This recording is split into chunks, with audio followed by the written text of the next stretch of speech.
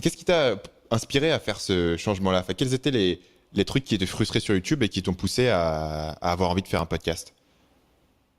Alors moi, j'ai pas envie de m'attacher à un format ou à un travail et de plus pouvoir le quitter. J'ai envie vraiment d'avoir la possibilité de changer, de virer de bord du jour au lendemain si j'ai envie de tester autre chose ou si j'en ai marre. Et c'est vrai que YouTube, ça marchait bien. Je venais d'atteindre les 50 000 abonnés. Alors après, ça veut pas dire grand-chose parce que tu as les nombres d'abonnés et le nombre de gens qui regardent véritablement les vidéos.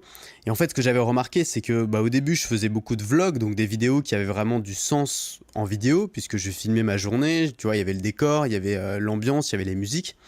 Et puis au fur et à mesure du temps, forcément, t'en as un peu marre de faire des vlogs, et puis je passais plus de temps à Paris, donc c'était moins intéressant.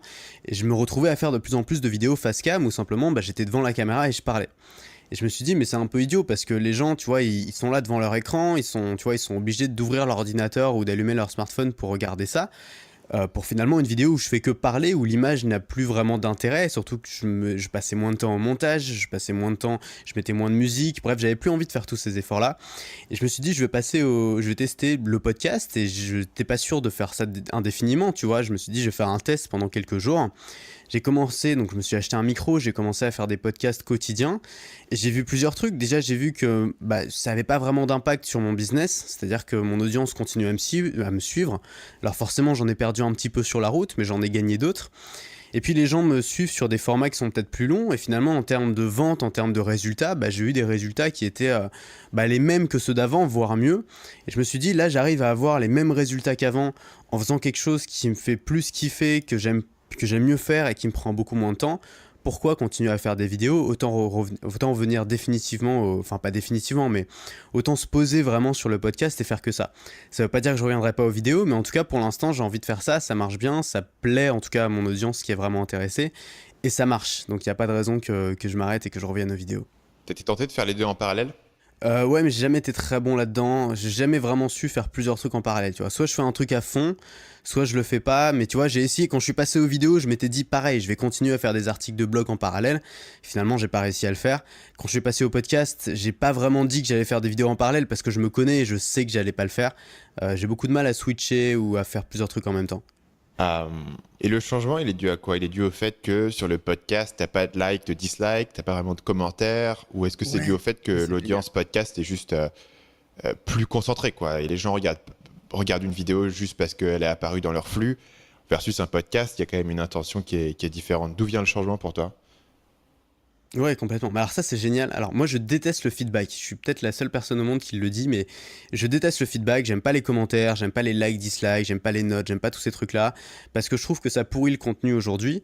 Parce que les gens, finalement, enfin, tu le retrouves, tu vois beaucoup de créateurs qui font très attention à ce qu'ils disent, qui ont très peur, ou à chaque fois qu'ils disent un truc, ils vont dire juste après, ah oui, non mais attendez, voilà, je veux surtout pas froisser telle personne, ou je veux surtout pas, tu vois, on a l'impression qu'ils sont toujours sur la défensive à cause de ce feedback omniprésent.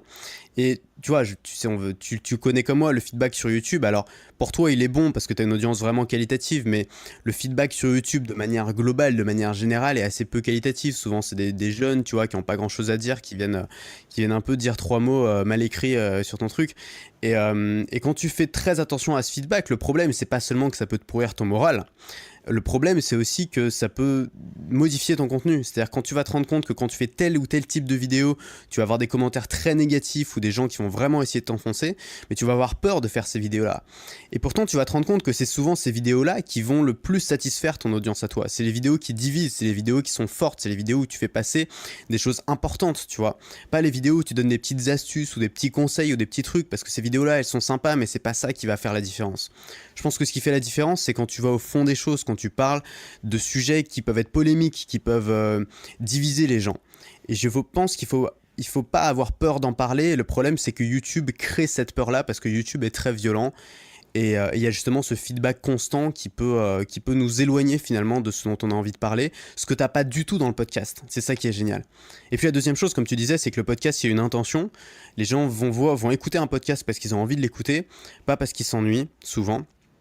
Et c'est un format qui va les accompagner dans la journée. Et ça, je trouve ça génial, c'est que tu vois, des statistiques que je peux avoir, les gens restent plus longtemps généralement devant un podcast audio que devant une vidéo YouTube. Et je pense que c'est simple, c'est que tu lances un podcast Pas pour rester pendant 1 heure devant ton ordinateur à l'écouter ou devant ton smartphone, mais pour faire autre chose. Par exemple, quand tu conduis, quand tu te balades dans la rue, quand tu fais la cuisine, quand tu fais la vaisselle, quand tu fais du repassage, tu peux faire 1000 trucs, tu vois, mais des choses qui ne demandent pas d'attention. Et donc, tu vas garder ton attention sur le podcast.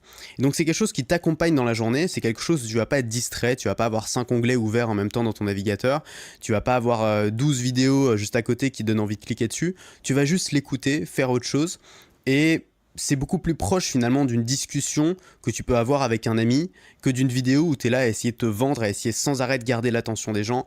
Tu peux te permettre de te lâcher, tu peux te permettre de te détendre en fait. Et c'est ça que j'ai aimé dans le podcast. Salut, c'est Stan, j'espère que vous avez apprécié cet extrait du podcast Marketing Mania. Bien sûr, vous pouvez retrouver l'ensemble des épisodes du podcast, y compris les instructions sur comment vous abonner sur l'application Apple Podcast ou sur votre téléphone Android en vous rendant sur mon site à l'adresse marketingmania.fr/podcast. Je vous ai mis le lien dans la description de cette vidéo.